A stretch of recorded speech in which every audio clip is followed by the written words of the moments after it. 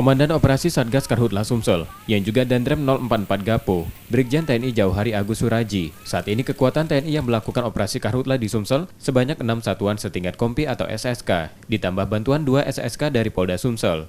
Kekuatan tersebut sudah secara masif masuk ke lokasi-lokasi rawan api, daerah-daerah yang setiap tahunnya berulang terbakar. Lahan yang terbakar sudah dapat dipadamkan secara cepat dan tak menyebar serta kurang dari 1 hari api dapat padam.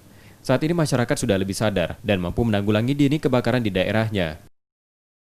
478 titik api yang signifikan ya. Kalau yang kecil-kecil kita tidak hitung, yang signifikan itu sudah 400-an lebih.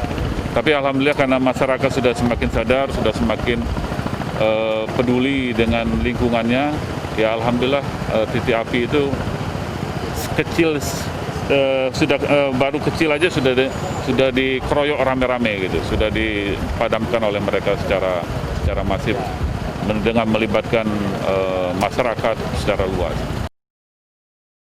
Titik api yang sulit dijangkau masih menjadi kendala Satgas Gabungan Karhutla dalam proses pemadaman. Namun saat ini sedang dalam proses pembuatan kendaraan yang mampu bergerak dalam kondisi medan yang berat untuk membantu pemadaman. Tim Liputan Kompas TV, Palembang.